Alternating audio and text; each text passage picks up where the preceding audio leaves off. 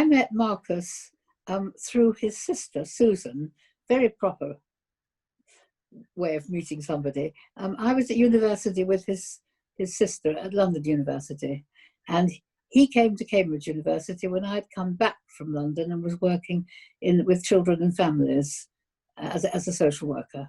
And she brought him round to meet me.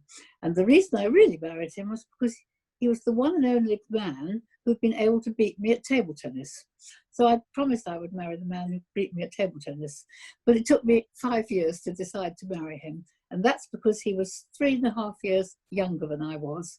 And I'd never thought of marrying a man 3.5 years younger. And he was young, and it took us time to get to know each other. Well, and Church of England. And Church of England. I was, at that time, a Methodist. I'd been a Unitarian before with interfaith services when I was much younger. So I knew about interfaith before I married him.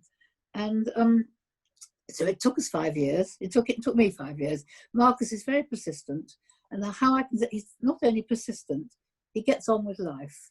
He, as soon as we were married, I got pregnant on our honeymoon, produced a daughter 9 months to the day and date of our marriage. And 3 months later, I got pregnant again and we had my son. So he gets on with life. That's right. What else do you want to know about that? Is that fairly... I was leading a very good life, having lots of friends before I decided to marry him.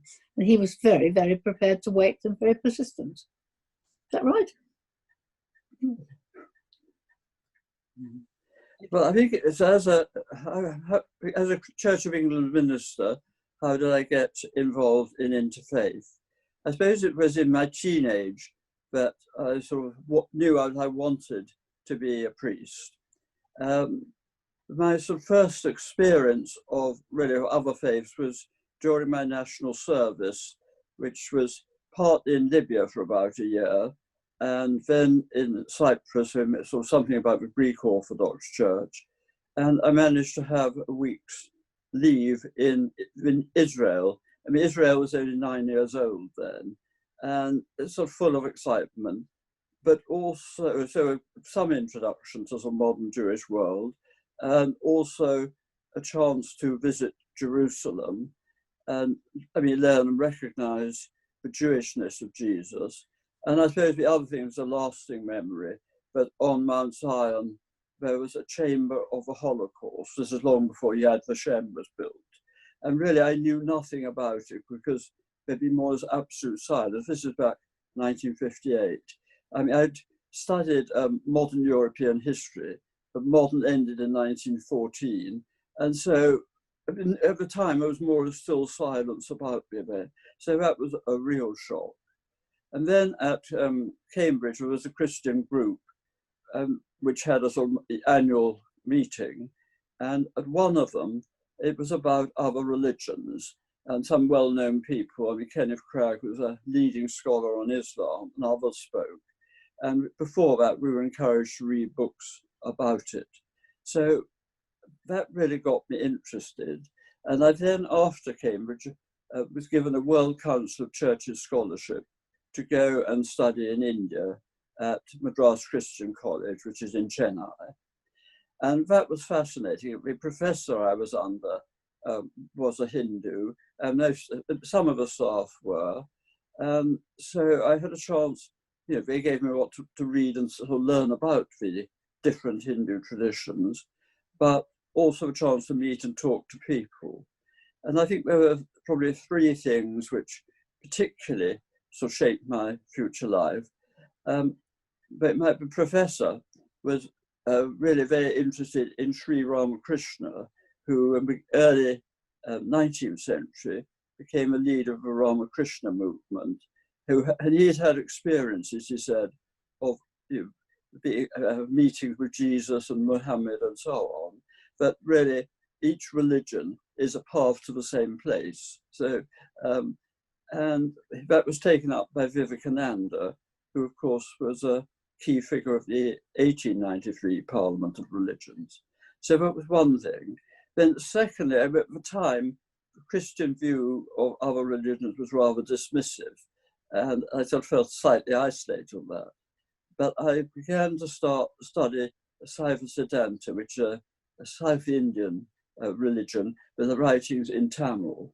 And these have got wonderful devotional poems, and the sense, quite obviously, of the person writing the poets, of a real experience of God's love and of God's forgiveness.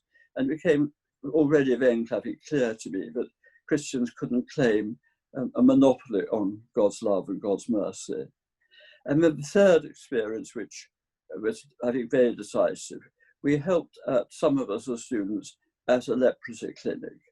And one day I went there, I mean, we walked through the midday sun, and one of the students, I think, was a Muslim. Certainly another was a Catholic from Sri Lanka.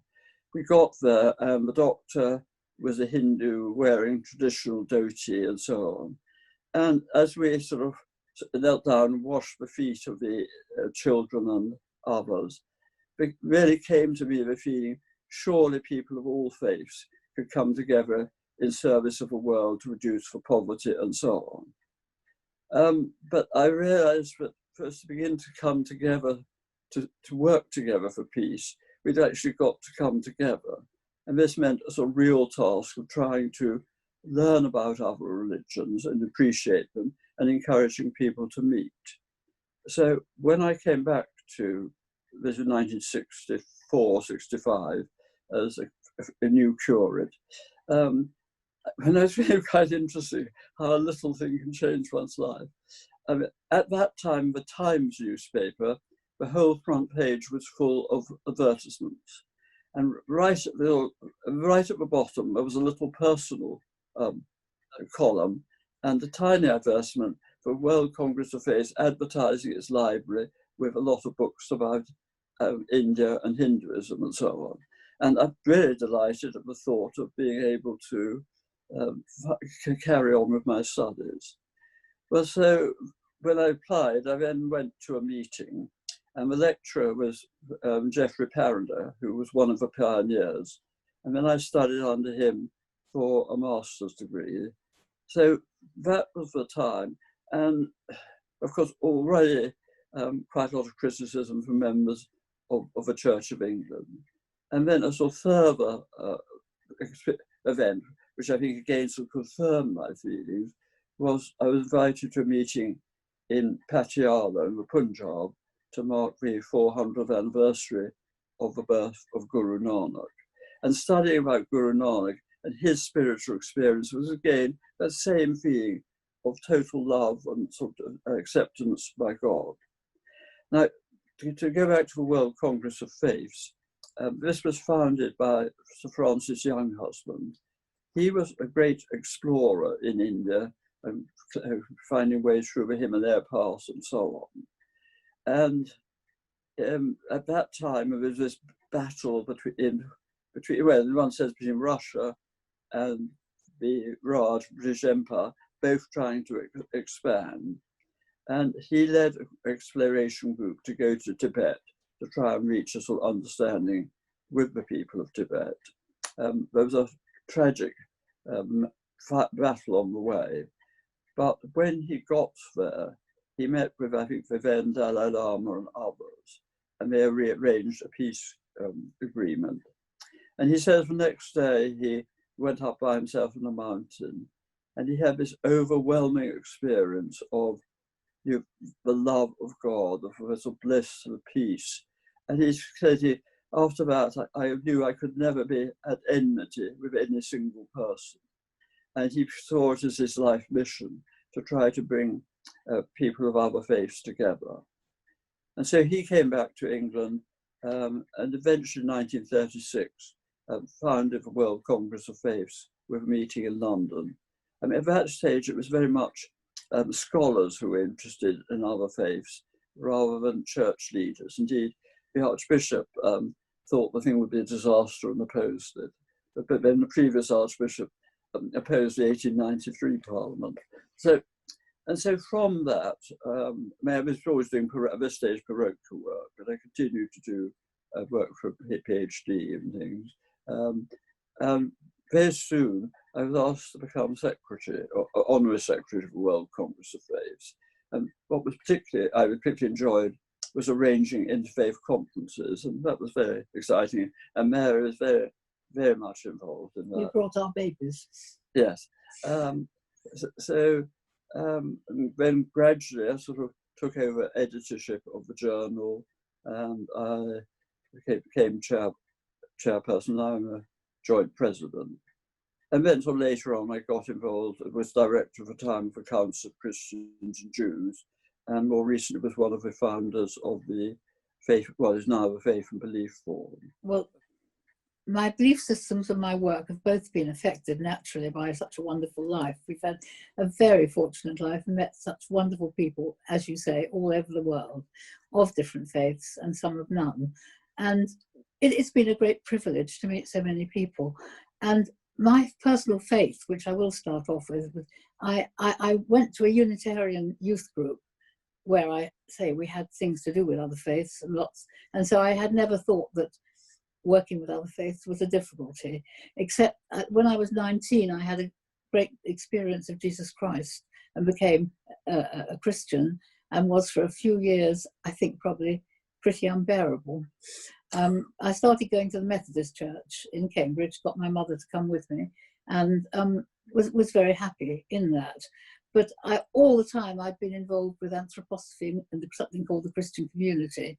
So I'd done lots of different things, and I actually really don't believe in labels. I think it's much better if we don't label ourselves. I mean, I know we need to for the sake of identity, but it is, once you're labelled, you sort of have a picture of what that person is, and it's often not like that person at all. Anyway, I did social work. I started social work as soon as I'd done my sociology degree, and I have been a social worker ever since, and worked until I was 74 as a social worker, and loved it, loved every moment. I worked with every client group. And because of the knowledge of other faiths, I used what I had learnt to give lectures on the care of the dying in different faiths to doctors and nurses and other therapists. And I gave quite a lot of lectures. I also wrote various papers, and one of them, I was working in the kidney unit with patients with, a lot of whom were on dialysis or awaiting transplantation. And I interviewed a lot of people of different faiths, and gave a paper in Barcelona to the European Nurses Transplant Organization on the differences between people in their attitudes towards transplantation. And this involved actually people looking at how they thought about their own bodies, whether they would want to be cut up, what they felt about it. And it was a really interesting project, and it received a lot of attention at the time. And I was asked to write quite a lot more about it. My client groups were obviously people of different faiths, and I had lots of encounters, some of which were wrong. I mean, I once, it just shows you shouldn't make assumptions. I had a lovely, lovely lady, Indian lady in her sari, who came to talk to me about her problems, and I assumed she was Hindu. Of course, she turned out to be a Roman Catholic, and I should have not been judging anything. But it just shows how you accept things without knowing. And I had lots of experiences with people of different faiths, and sometimes it was quite difficult. Sometimes it was hard to understand what they said, and sometimes we had to get translators. But always, everybody was great. I mean, I learned more from my clients, I'm sure, than they learned from me. And the idea of problem solving is for the person to make their own decisions about what they want to do, but with help from somebody else. And of course, some of the clients were homeless, some were prostitutes, some were, as we called them in those days, people of sexual differences. I must get my gender right. And it was a really interesting time. I worked with all, as I say, all age groups, including lots of children at the beginning. And then when I got older, I thought it was better to work with older groups. The interfaith side was always in my background. And of course, when I worked for the NHS, National Health Service, half the people I worked with were people of different faiths anyway. And the important thing was for us all to understand each other, to understand how our cultural situation affected all the things we felt about our own health. Well, over the years, I've tried to work to encourage the various interfaith organisations to work together, and it really began, well, I suppose in the 1960s, when I had the pleasure of first meeting Juliet Hollister, and because at that stage, the World Congress of Faiths was really that, and the International Association of Religious Freedom, which was at that stage primarily Unitarian. Those were the two organisations. And I've just an amusing story about the second summit conference in Geneva, which I was asked to, and it was at really rather an expensive hotel. So I had a friend who was in the hotel business, and she sort of thought, when did they make a reduction? And her colleague said, oh, well, even if Jesus Christ himself was going, they wouldn't get it half price. Anyhow, she wrote this letter saying this poor clergyman would have to pawn all the church silver and gold to be able to pay. So anyhow, I got that, but it was extremely exciting and really one of the sort of pioneering movements. And so from that, we developed a continuing relationship as a World Congress with the Temple of Understanding. And at the time we did a joint journal, and we attended various conferences. Then by the sort of end of by about 1980, the then World Conference on Religions for Peace, or Religions for Peace, had established themselves. And it seemed to be, and there was some talk, but we arranged after that 2 meetings at a retreat centre near Bath in England, which brought together the sort of leading, should I say, workers from 3 or 4 from, about yes, from about 7 or 8 organisations, to try and see how we could work together. Not easy, so some were much more ready to do so than others. But eventually we decided that we should mark 1993 which is a centenary of the Chicago Parliament of Religions, as a year of interreligious understanding and cooperation.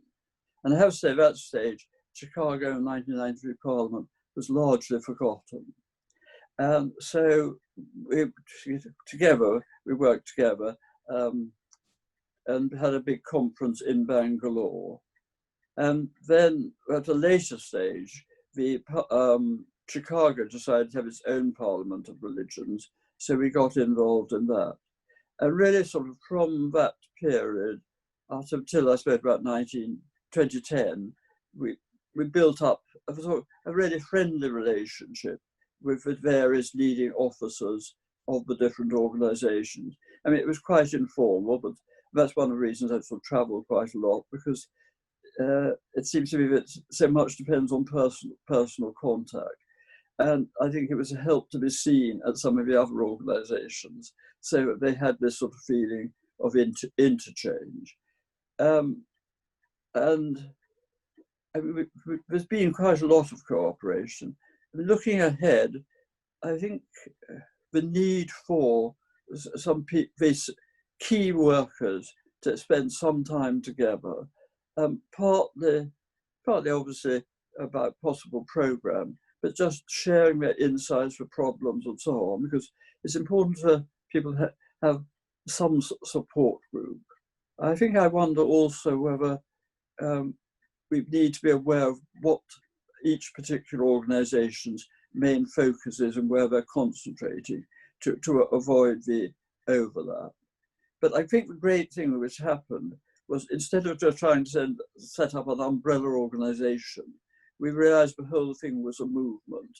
And of course, new bodies like the United Religions Initiative and a whole range of other bodies are coming into existence. And for a time in Oxford, we had an international interfaith centre, which I hope would be a sort of centre for this communication. And we had some good conferences and so on, but finance was lacking, and so it's not really continuing.